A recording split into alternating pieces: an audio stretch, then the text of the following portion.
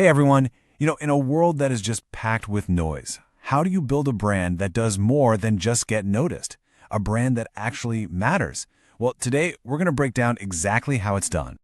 So first things first, let's be clear on what a brand even is. It is so much more than a logo or a slick color palette.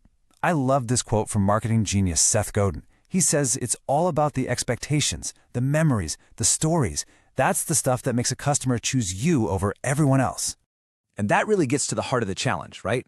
In a marketplace that's just ridiculously competitive, how do you build that deep connection? How do you become the brand that people don't just buy from, but that they actually believe in? Well, the answer is actually, believe it or not, simpler than you might think. It really boils down to two key things. First, your brand needs a soul, a core identity, a really compelling story. And second, you need a megaphone to shout that story out to the world. So let's dive in and unpack what that really means. All right, let's start with the soul. This is your brand story. It's the heart of why you even exist. And let's be honest, without a strong story, you're pretty much just another product on the shelf. So why are stories so powerful? Well, it's because our brains are literally wired for them. A great story does three things better than anything else. It forges an emotional bond that goes way beyond price, it makes you totally unique in a crowded market, and it gives you a consistent message for everything you do. The first, and I'd argue the most critical element of any powerful story is authenticity. You have to be real. People can spot a fake a mile away, so your story absolutely has to be rooted in a genuine truth. I mean, just look at a brand like Patagonia. Their entire brand is built on a very real, very deep passion for the outdoors and a legitimate commitment to protecting it. Their activism isn't some marketing gimmick, it's baked into their DNA. And that's exactly why it resonates so deeply with people. Okay, next up, your story has to be relatable. It needs to connect with some kind of universal human feeling or experience that your audience can see themselves in. Think about Airbnb. Their whole Belong Anywhere campaign wasn't about selling you a room. It was about selling a feeling. It tapped right into that shared human desire for genuine connection and a sense of belonging, even when we're far from home. That's how a massive global brand can feel incredibly personal. And finally, just like in the movies, every great story needs a conflict and a resolution.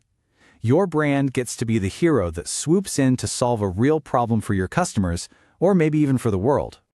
You know who did this brilliantly? Dove. The Real Beauty campaign is a masterclass. They identified a huge cultural conflict, these impossible beauty standards, and they positioned their brand as the solution, as a champion for real, authentic beauty.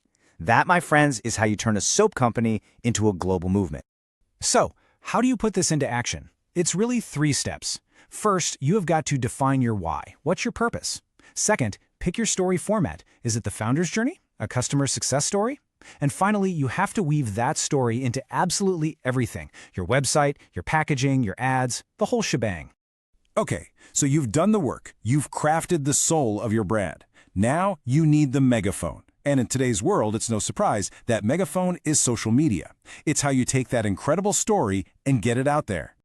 But listen, you can't just shout into the void. You need a strategy. The most important thing is to go where your audience already hangs out. Are you talking to business professionals? Well, LinkedIn is your playground. Targeting Gen Z? You better be on TikTok. Don't waste your energy on platforms where nobody is listening.